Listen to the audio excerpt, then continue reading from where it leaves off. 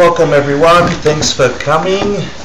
Hopefully if you've been here before, you know to start connecting to that person that you want to become. The state of mind that you want to develop, the potential of that's already there. So we've been practicing getting rid of anything that is the nominal, thank you, part of you.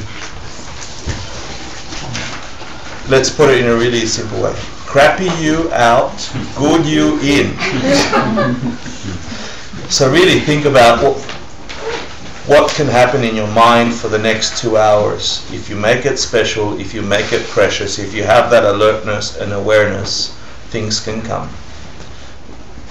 So allow yourself to step into the space of what's possible for you, and have a little bit of selfish interest here. Give yourself a little bit of time to say, work on me. Because if you work on you, and then you have the thought of, so I can help others. If you can fix it a tiny bit, if you can improve a tiny bit of you, then the remainder of you has that thing that you've developed here. It's a seed time. Please, you get out what you put in. Yeah, I'm just blah blah. So with that, let's really hone in with why you are here. What is it you want? There's something you want, and it's a change of state. So towards a better state is probably what you want, whatever you think that is. So request by offering the most perfect universe without any suffering to that thing that teaches you, request them please to come. Sashi Pukil Jishir Metotram Riram Inshin Imbegam Padi Sange Shindu Miteuargi Propunamda Shimla Tuparsho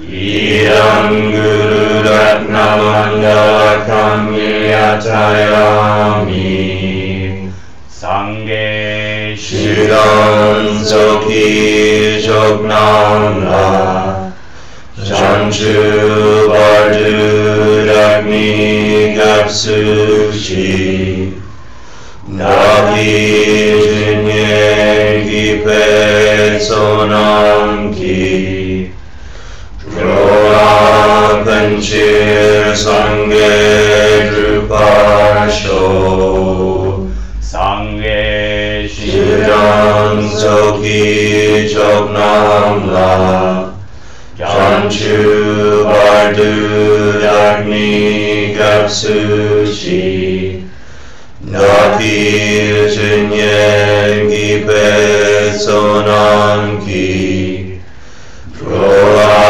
Benshir Sange Drupasho Sange Shidam Soki Jognamla Janchu Bardu Dagni Gapsuchi Napi Jinyen Gipe Sonamki Droa Benshir Sange Druparsho Sange Shunu. That was it. We're really into that. That's called ting and sing. That's really good. Single pointed on there. That's good.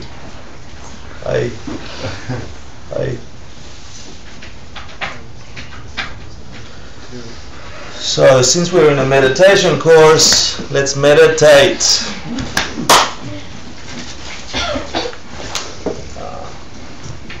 Does anybody need a little drink of water or something to kill the cough or anything? Yeah. Here it comes.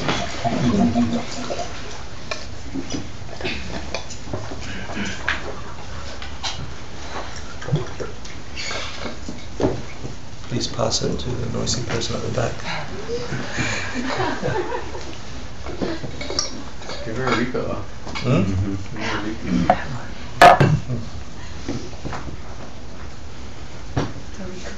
Cough drop. That's a good idea. There you go. Don't take it now. So take a comfortable seated position. Remember last week we did posture, right? So you've learnt it all perfectly. You don't have to do anything because you're so comfortable, right? This should take months. This should take months. Yeah. And if you've been doing it for a long time, it could take a little while to readjust if you need any adjustments because you've habituated a funny posture or something. So if your seat is comfortable, the back part should be higher than the front. The idea is you make a commitment not to move that thing you call your body. The back is straight. Your hands can be on your thighs, or do you remember which hand goes on top of which? Left on Right. Which one goes first? Left. Great. And the one on top is the Right. correct. And thumbs touching. That's good. What does that do, just to remember? Points to your Energy. navel. Hmm? Points to your navel.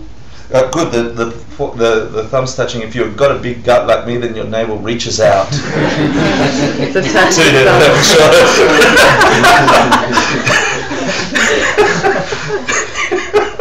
It creates a full circuit with the nadis. Excellent. Beautiful. Creates a full circuit with, I don't know, them stuff. Also, it keeps your shoulders straight and this wings open to let some air flow, so you don't get too hot. Yeah. So if you need your bum a little higher, yeah, if you can. So if you find a cushion, get your back of your bum a little higher. What that does is that just gets your back straight really nicely. Yeah. And so the idea is you're not going to move that part.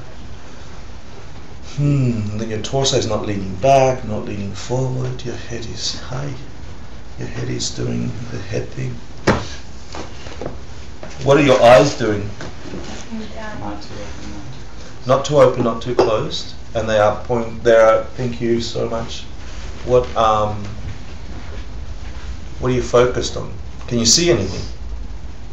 Lights and shapes. Light, not shapes. Good. Not colors and shapes. Just a little bit of light, so you're not falling asleep. If you've got a 6-inch nose, you're looking at the tip of your nose.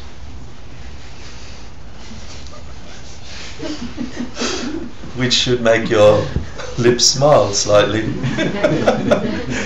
Slightly. What's your tongue and your teeth doing? Tongue is resting on the top of Yeah, your teeth. quite naturally. The tip of your tongue is resting just to the part of the top of the palate meeting the teeth. And that prevents excessive swallowing or any swallowing, so you don't have a big sound in your head. Shoulders are level. And now just breathe there. Just watch your breath. This is a technique for changing gears only. It's not a meditation on its own. And just observe it. Just watch what it does as it enters that thing you call your body.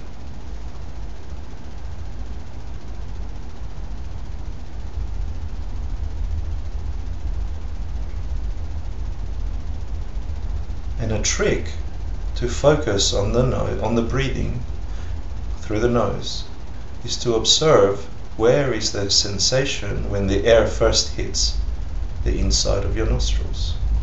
And is it coolness? Is it warmness? Where is it? So long as you're staying on the breath, then your concentration is beginning to focus, to sharpen.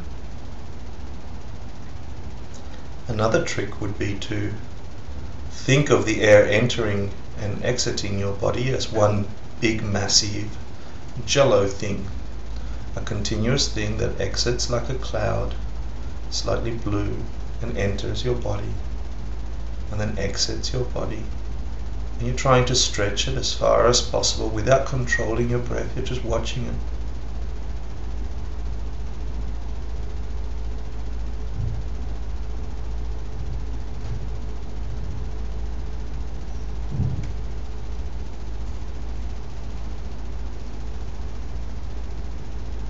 you're really settling down.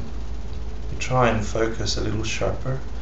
Maybe see if you can feel the sensation of the air exiting the very tip of your nose. Get to a sharper point where you feel the hairs moving a little bit at the tip of your nose.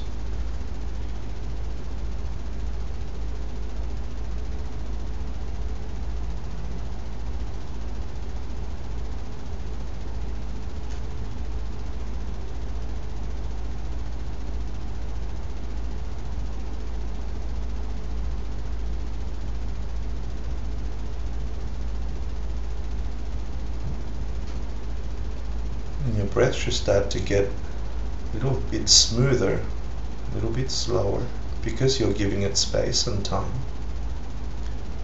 So now you're going to try and count any of those sensations, whether you're focusing on the sensation of the exit or entry, or whether you're observing your breath as a cloud exiting and entering your body.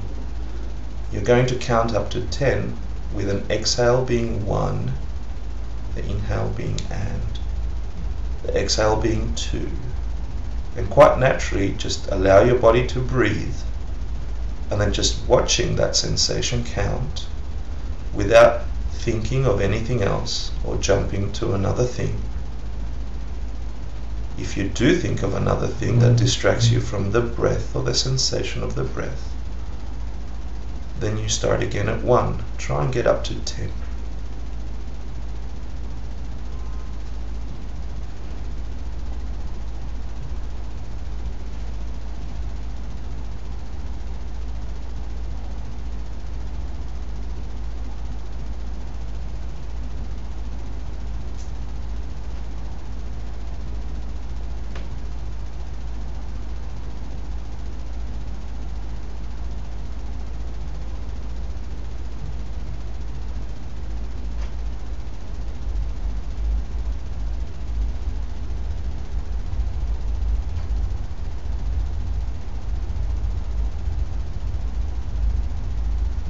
To refocus with joy, realizing you've just found something you can fix.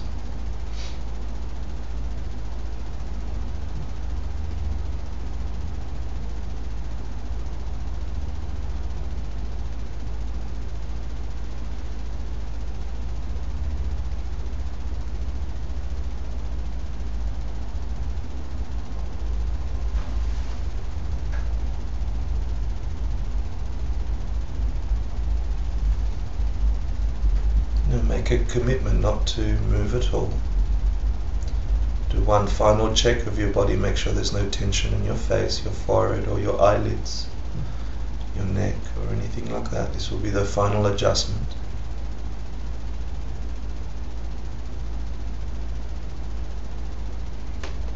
And find somewhere around your heart this feeling that feels like love. This expansion where you call upon that being that is your teacher, your guru. That person or that being that is available to you, that comes to you and teaches you. Could be somebody you know or that you've known. Could be a historical figure, could be somebody living. And just from that feeling in your heart, call them to please come. And before you finish the wish, they appear in front of you. And they're seated in the same posture you are, facing you, and it's just you and them.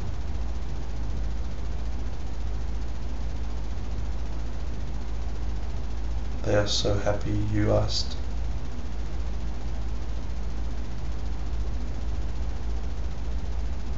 So you feel grateful that they've come, and so you think of a great quality in them and something you admire. And you bow down to them if you do that, or just enjoy the beautiful quality that they have.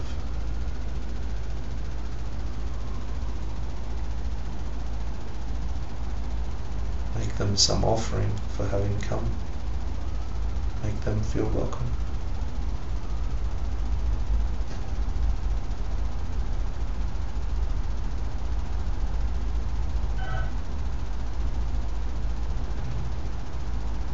And then know that you're going to spend the next hour or so with them close by. And so you want to clean any obstruction to learning that you have, anything on your conscience. So with them next to you, you think back at the last 24 hours, at anything that you did, that you thought or did or said that hurt another person or caused some negativity in your world. Maybe it was a moment of anger or jealousy. Maybe it was more subtle than that. Some motivation that wasn't pure. And go and seek that out in your mind. Go back to the memory when that occurred.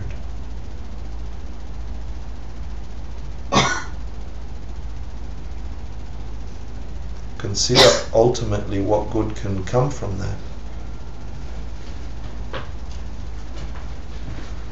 Realizing you are bound to experience the results of that action upon your consciousness.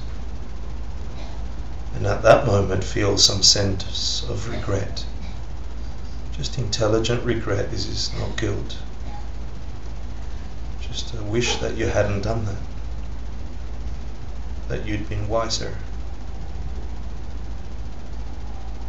Make a commitment try not to do that next time the opportunity arises. And feel a goodness for having made that decision, or have had that kind of awareness to work towards that.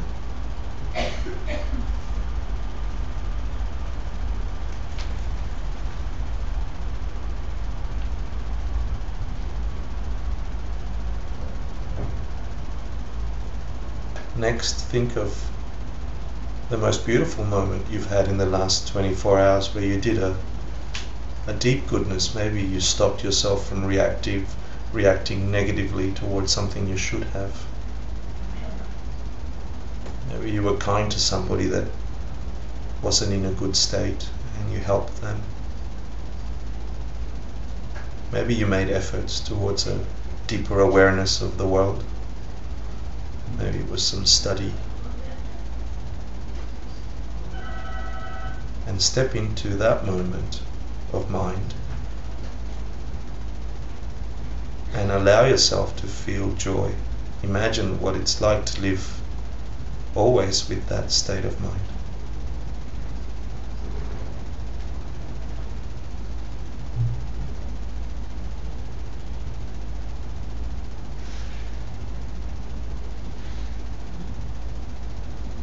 It's okay to be happy.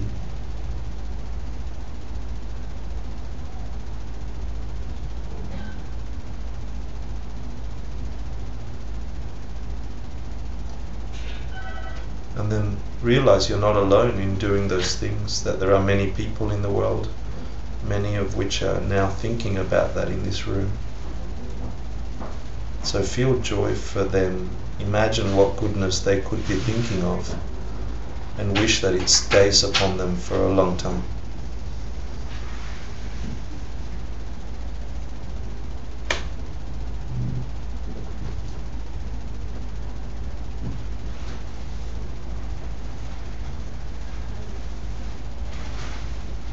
And as you think of each person, you should feel an elevation of joy in your heart for having done good things.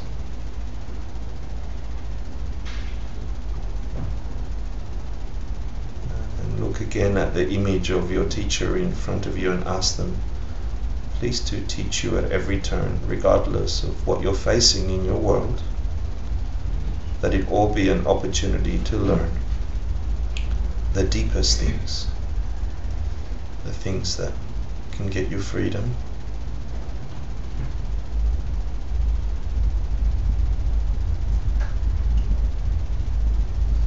And they smile at you, knowing that they will.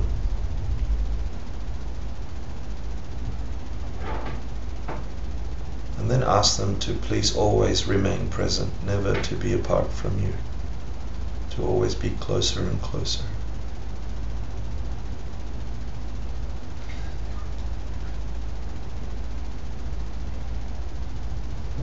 And they agree.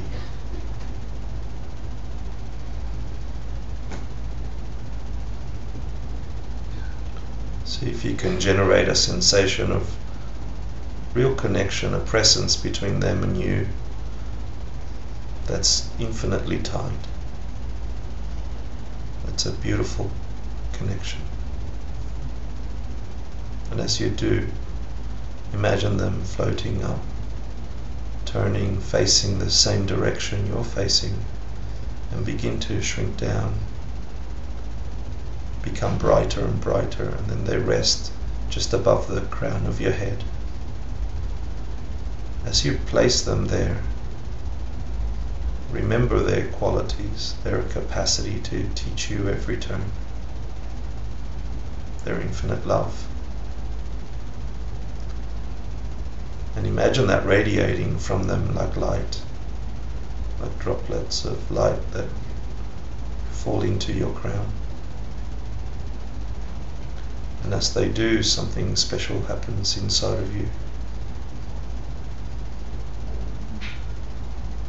Some learning.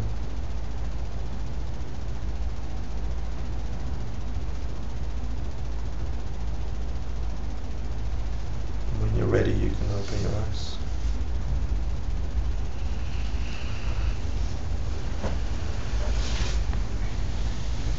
It was really good, thank you. Thank you. Okay, so we've got just under 2 hours, hour and a half. And it's really important that if you're going to learn to meditate, you know why and how it can help you. And if you can amp that up and see if there are people in your world that could benefit from you having the benefits of meditation, then it should get clear in your head why you should pay attention.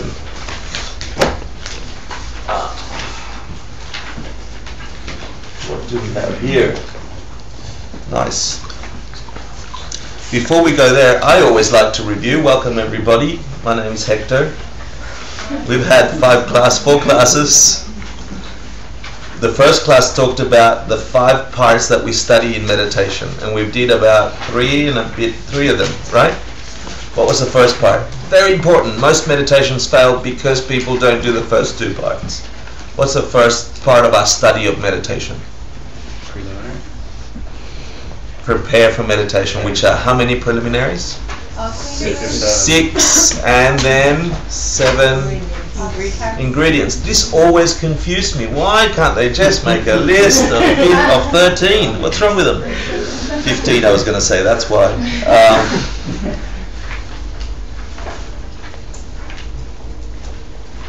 Anybody can sit down and close their eyes, okay? But you gotta, it's something about your mind, right? The thing that interprets your every reality that we're looking to focus on. Slow right down so we can catch how it is interpreting -- creating your existence and your response to the world. So it makes sense that you don't want to just grab, Einstein says you can't use the same state of mind to solve the problem as you did to create it. Yeah? So, go figure. He was a wise man.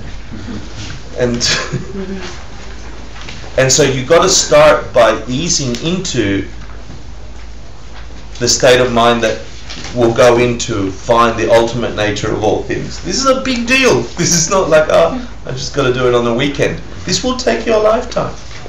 This is a serious thing, but you're stuck with your mind for a lifetime. So may as well just see if you can figure it out. So the first part was prepare for meditation, which was 6 preliminaries.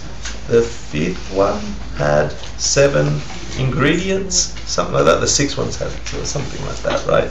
The 5th one. The 5th one or the 6th one? 5th. Cool. So, I'm not going to go into them because I really want to get into... No, I don't want to get into them because we'll get into too detail and I won't get into today's class. But this is how it should go down. You wake up, your eyes go, oh, before you start for your iPhone, yeah? Sure. Yeah. Unless it's the alarm. think that this, you're carving out time for you. Yeah, and I don't care if your meditation time is 5 minutes or an hour. I don't care, it doesn't matter. You're about to carve out that time to spend time with the thing that creates all time. So it's worth an hour. You wash your body for a long time, you feed your body for a long time, you work to keep a house for a long time, all for the body, and you're shedding it at the end of this life. I was thinking, we're sort of the minority, 7 billion people, sort of the minority on this planet. Who was it? Was it Geshe Tashi Dorje who was here doing the blessing for the tankas? He said, don't think of all the animals in the world, just think of all the lobsters. How many lobsters? Yes, how many lobsters in the oceans? It's a lot of lobsters. You know? Then add some other fish. That's a lot of beings and creatures, all of them continuously discarding bodies. Bodies upon bodies upon bodies. We're getting rid of this one. Doesn't mean you don't look after it. But something continues. The light bulb goes, electricity continues to flow. How many more cliches can I do in a minute? So make a commitment. You're going to spend some time. Doesn't matter if it's 5 minutes or 10 minutes or an hour. But carve it out. And you know what? If you're not going to do it, having come to a meditation class at this time of your life, you're probably not going to do it. So this is the time to do it. This is the chance to do it. If you're not doing it already, and you want to really get into what it is that is the thing that creates your entire existence, have some kind of different life to eating, pooping, sexing, getting olding, dying, going to work. There's a lot of going to work in that. Then give yourself some time. So get up with that commitment, put the iPhone away. It's your time. Whatever other routines come at you, just say in 15 minutes. The world's not going to change in 15 minutes if you ignore it. Okay? So when you put your foot down from the bed to the floor, you decide, that's it, I'm going to do that. So your whole cleaning thing begins then. Remember the first of the 6, clean the space, prepare the space. Yeah? You first, brush the teeth. Thank you, Bill. Brush the teeth, you, the space. What was the other things? Make the offerings, prepare your seed, do some prostrations. Yeah, so you're doing that whole thing. You can take an hour on that. You can take 2 minutes on that. 5 minutes.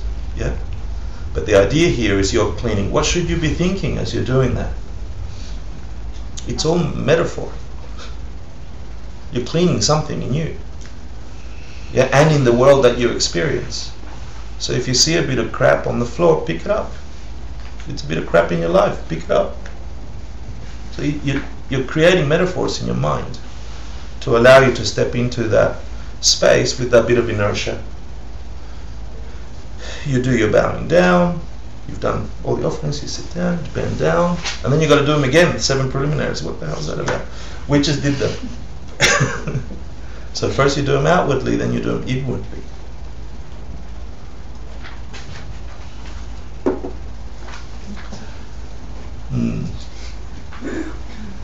So you focus your mind on the breath like we did just now.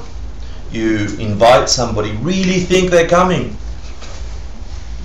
Because someday they will, if they're not there already there. How do people come into your world? With a special word that turns something on, with a special gesture that turns an idea on. How do they come? You're perceiving them that way. So invite them, they'll come. If you're doing it genuinely and deeply and nicely. It's okay to screw up, keep screwing up, so long as you keep going. Because it's effort. The effort has inertia too. So make them come. Prepare. Imagine they're really coming today, so make sure you got fresh water. Don't give the Dalai Lama a stale donut from yesterday.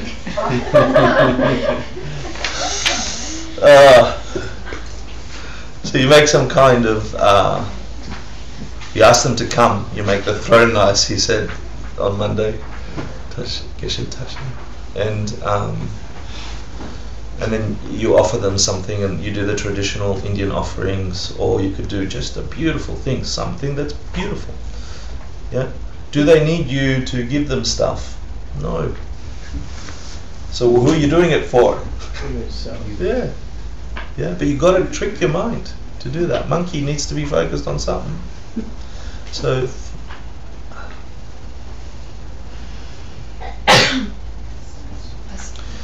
then remove any obstacles to concentration and focus by thinking, really this confession thing used to bother me so much coming as a Catholic, you know, it used to so bother me. I don't have to confess to you. Who are you? Some priest, you know?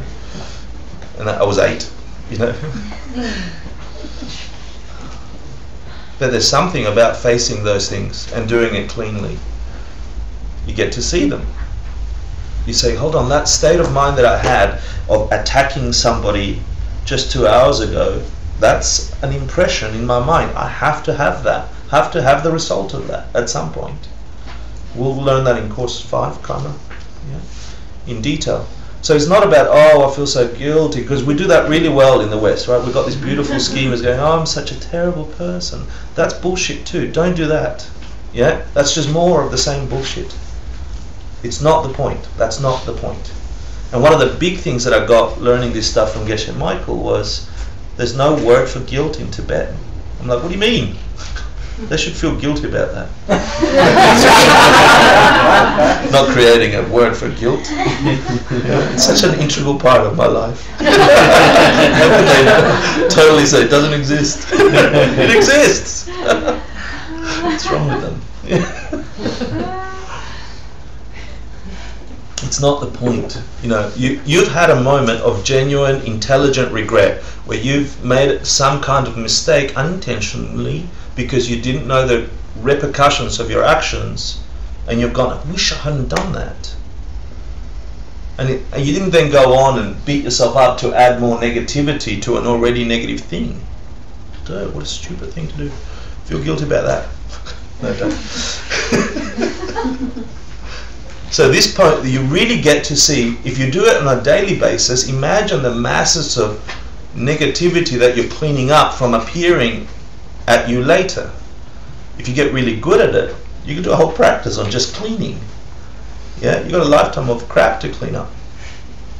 But you do it day at a time, the biggest seed, and gradually the field opens up from weeds, and it allows beautiful things to flower, which is what I didn't get as a Catholic. You know, I'm not putting down other religions, I just didn't have that experience. Some people do in other systems. But in this system, you clean the crap. You stop the seeds from weeds coming up in your mind, and then you plant some good ones. You go, hold on, let's rejoice. Let's go in there and say, is it okay that I did some beautiful thing? And it's hard for me because I get embarrassed. Oh, I did a nice thing. I'm not allowed to be feeling so good. You know, it's like if I have to be honest, I have still this resistance to stepping into love, to stepping into joy. You know, I mean, you lock eyes with someone that you love. Maybe it's your mum, maybe it's a partner. And there's a discomfort about it for me. It's that same thing. And then when the discomfort goes away and you flow with it, that's what you should be feeling in rejoicing. Shit, we don't get it enough. Like, spend time in there. It's okay. It's nice. What's that doing to the garden? You know, it's beautiful seeds. It's beautiful fertilizer. So enjoy that. Just go, wow, that's good. And if you have an issue with identity, meaning ego or whatever, oh, I'm not allowed to feel that. Think of the person that you'll become who is not you just yet, who's going to get the benefits of what you just did. Does that make sense? Future. Yeah, that future you is going to be surprised at the results of this beautiful thing. So do it for them, or the people around them. That person will have the capacity to love and share and enjoy and have a clean, sharp mind because of it. So then, beautiful. Enjoy those magnificent golden seeds. I'm doing the 7 preliminaries. I wasn't going to, right? Damn.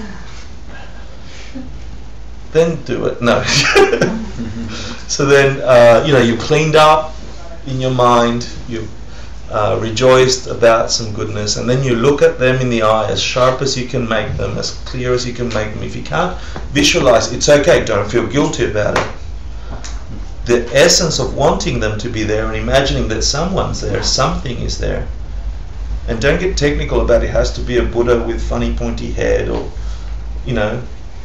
it doesn't have to be that. It has to be that, whatever that is, that invokes this natural adoration, this actual awe, this reverence, that is possible. So then you invite them to come. You do that offering, you do the confession, you do the cleaning, you do the rejoicing, and then you ask them from the heart, please teach. And that doesn't mean, they're sitting there going, once upon a time, when I'm blah blah. This means they teach you.